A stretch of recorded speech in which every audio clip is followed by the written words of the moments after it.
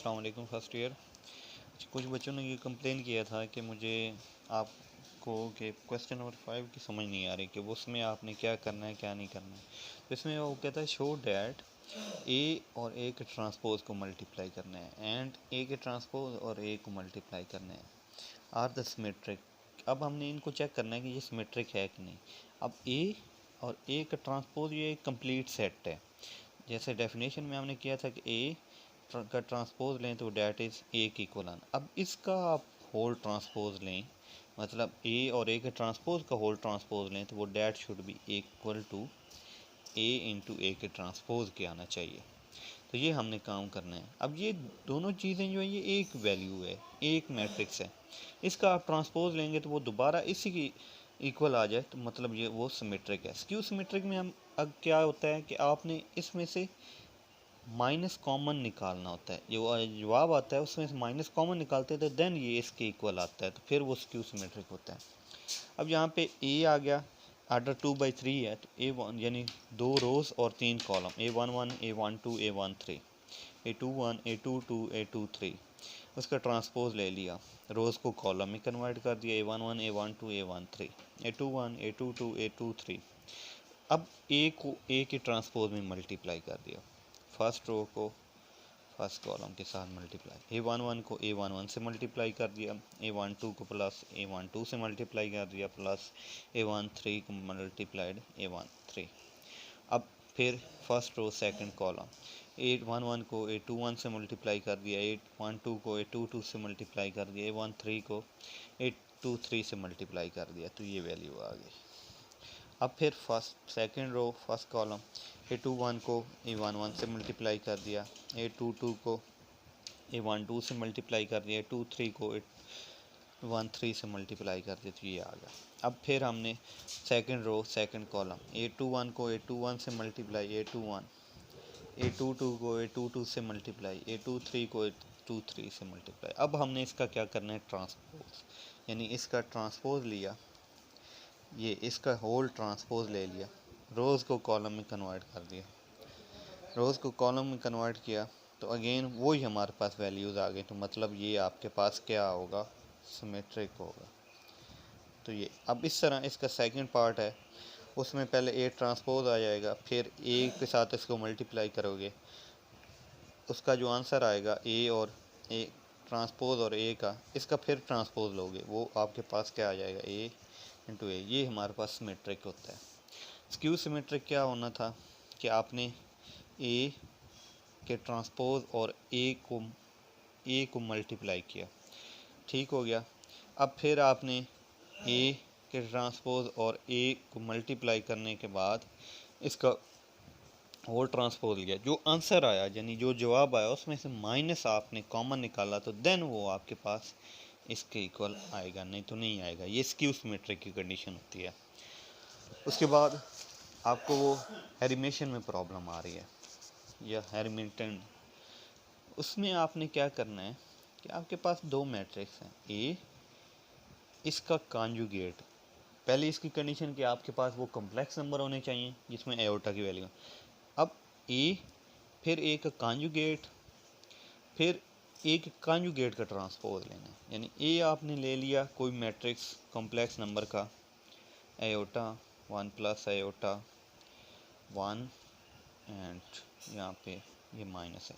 अब इसका कॉन्जुगेट, अब ये minus aorta 1 minus aorta, conjugate में हम जस्ट जो एओटा के साथ सामने साइन है उसको चेंज करेंगे, ये 1 एओटा है, ये प्लस एओटा, ये इसका अब इसका ट्रांसपोज, कॉन्जुगेट का ट्रांसपोज, तो minus aorta 1 minus aorta 1 into aorta. अब इसको ए से मल्टीप्लाई, ए मल्टीप्लाइड कॉन्जुगेट, इनको आपस में मल्टीप्लाई कर देना, aorta 1 plus aorta 1 into minus aorta aorta 1 1 minus aorta. अब फर्स्ट रो को फर्स्ट कॉलम से मल्टीप्लाई, सेकंड रो को सेकंड कॉलम। अब जो यहाँ पे आंसर आएगा ना, उसका आपने क्या करना है, जो जवाब आ रहा है यहाँ पे मल्टीप्लाई करने के बाद उसका आपने होल कॉन्जुगेट ले लेना है। होल कॉन्जुगेट ले लिया, देन जिसका होल कॉन्जुगेट लिया है, यानी ये इसका होल कॉन्जुगेट, अब इसका होल ट्रांसपोज ले लेना, यानी यहाँ पे मल्टीप्लाई किया, इसका जो यहाँ पे जवाब आया उसका कॉन्जुगेट ले लिया, यानी आयोटा में जो पॉजिटिव है वो नेगेटिव हो गई, जो नेगेटिव है वो पॉजिटिव, फिर उस जो वैल्यू रह गई उसका फिर ट्रांसपोज ले लिया। अब वो वैल्यू जो आपने जिसका ट्रांसपोज लिया वो अगेन इसके इक्वल आ जाती है, इसके इक्वल ये चीज़ आ जाती है, तो देन ये हेरिमिशन है, नहीं तो नहीं होगी। अब स्क्यू में आप क्या करोगे, वही माइनस कॉमन निकालोगे तो फिर ये इसके इक्वल आएगा, तो ये स्क्यू हेरिमिशन होगी। तो ये थी। उसके बाद क्वेश्चन नंबर एक्सरसाइज 3.5 की तरफ आ जाते हैं। तो सॉल्व द फॉलोइंग। अब हमारे पास ये लीनियर इक्वेशन का सिस्टम है, इक्वेशन ऑफ लीनियर हैं, इनको हमने सॉल्व करना है। तो इसके लिए हमारे पास 9 में 1.6 आपको याद हो तो उसमें आपने किया था अबाउट क्रैमर रूल और इन्वर्जन मेथड। अब इन्वर्जन यहाँ पे नहीं लगा सकते क्योंकि उसमें जो ए इन्वर्स है यहाँ पे ऑर्डर 3/3 है, तो वो काफ़ी लेंथी हो जाता है, तो इसलिए हम इसमें क्रैमर से कर सकते हैं। क्वेश्चन नंबर 1 है, उसके 3 पार्ट हैं, क्वेश्चन नंबर 2 उसके 3 पार्ट हैं। वो यहाँ पे फर्स्ट में वो कंडीशन लगा देता है कि क्रैमर से करें, लेकिन सेकंड में वो कंडीशन नहीं लगाता, वहाँ पे आपकी मर्ज़ी है। तो पेपर में ये के लिहाज से ये बहुत इंपॉर्टेंट क्वेश्चन हैं। तो फर्स्ट क्वेश्चन है solve the following system of linear equation by the Cramer rule, कि क्रैमर रूल से आप सॉल्व करें। तो क्रैमर में ये लीनियर इक्वेशंस हैं 2x + 2y + z = 3, 3x - 2y - 2z = 1, 5x + y - 3z = 2। इसको पहले मैट्रिक्स में कन्वर्ट करेंगे, तो ये आपके पास मैट्रिक्स आ गया 2 2 1, यहाँ पे वेरिएबल नहीं यूज़ किया, सॉरी कोएफिशिएंट तो 1, 3 -2 -2 5 1 -3। अब ये इसके वेरिएबल आ गया x y z, ये इसकी वैल्यूज़ आ गई। अब यहाँ पे ये चीज़ हो गई, इसको आपने a का नाम दे दिया, इसको x का नाम, इसको b का नाम दे दिया। अब क्रैमर रूल क्या होता है? क्रैमर रूल होता है कि आपके पास कि x की वैल्यू आपने निकालनी है, तो ये x का डिटर्मिनेंट और a का डिटर्मिनेंट, ये x के लिए, ये y, या y के लिए a y का डिटर्मिनेंट ओवर a का डिटर्मिनेंट, एंड z के लिए a z का डिटर्मिनेंट ओवर a का डिटर्मिनेंट, ये हो गया। अब यहाँ पे आपने पहले a का डिटर्मिनेंट निकाल लिया कोफैक्टर मेथड से, तो वो आपका 27 आ जाता है, यानी फर्स्ट एलिमेंट को पिक कर लिया, फर्स्ट रो और फर्स्ट कॉलम छोड़ दिया, तो पीछे आपके पास, तो यहाँ पे ये -2 -2 1 -3।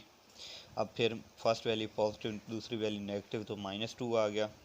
तो फर्स्ट रो अब सेकंड कॉलम छोड़ दिया, तो 3 -2 5 -3, 3 -2 5 -3। फिर third row, first row third column, 3 -2 5 1, 3 -2 5 1।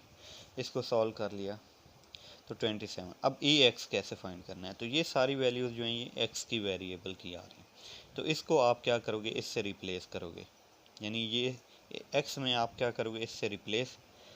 अब 2 3 5 को हमने रिप्लेस कर दिया 3 1 2 से, तो 3 1 2, फिर इसका डिटर्मिनेंट ले लिया, फिर 3, अब फर्स्ट रो का फर्स्ट कॉलम का फर्स्ट एलिमेंट पिक कर लिया, तो फर्स्ट रो और फर्स्ट कॉलम छोड़ दिया, -2 1 और -3।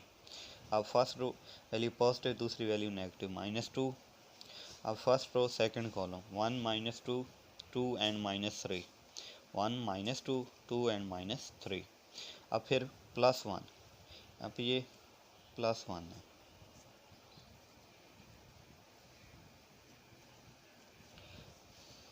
+1, तो यहाँ पे ये फर्स्ट रो और third column, first row third column, तो 1 -2 2 एंड 1, तो यहाँ पे इसका डिटर्मिनेंट 3 बाहर आ गया, डायगोनल्स को आपस में मल्टीप्लाई, माइनस नॉन डायगोनल्स को आपस में, 2 3 6 माइनस माइनस प्लस, और माइनस फार्मूले की लगाई, 2 1 2 -4 +4 2 हो गया। उसके बाद -2 इस तरह इसको 3 1 3 +4 एंड +1 इंटू 1 तो यहाँ पे 1 2 2 ज़ार 4, तो इसको सिंप्लीफाई किया ये।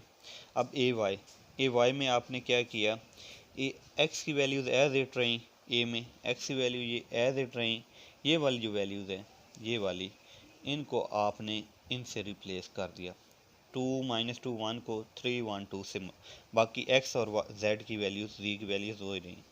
फिर इनका डिटर्मिनेंट आपने ले लिया, तो यहाँ पे इसको सॉल्व किया तो इसका आंसर 0 आ गया यहाँ पे। ठीक हो गया जी। उसके बाद ए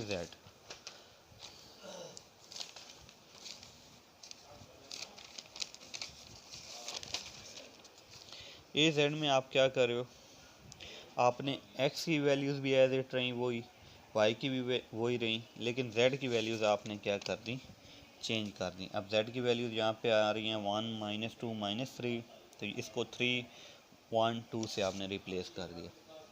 फिर 2 फर्स्ट रो फर्स्ट कॉलम छोड़ दिया, -2 1 1 2, उसके बाद -2 × 3 1 5 2, और ये इसको सॉल्व कर दिया हमने, तो ये आपके पास ये y का डिटरमिनेंट। अब x is equal to A X over A Y over A और जेड ओवर ए, इसको सिंप्लीफाई कर लिया।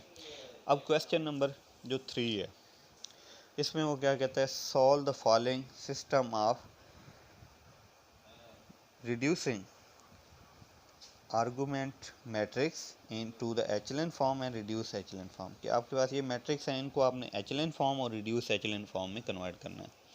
एचलन फॉर्म क्या होती है कि आपके पास फर्स्ट वैल्यू आपने 1 की, इसके नीचे 0 0, इसको 1 किया, इसके नीचे 0, ऊपर वाली 0 नहीं करनी। थर्ड में इसको 1 किया तो इसके ऊपर वाली वैल्यू एज इट रहेंगे, ये है एचलन फॉर्म। ठीक है। रिड्यूस एचलन फॉर्म क्या होती है, इसको 1 करते थे आप, ये भी 0, इसको 1 सेकंड एल 0, इसके ऊपर नीचे 1 0 0, और ये, तो ये मैंने रिड्यूस एचलन फॉर्म में की है क्वेश्चन।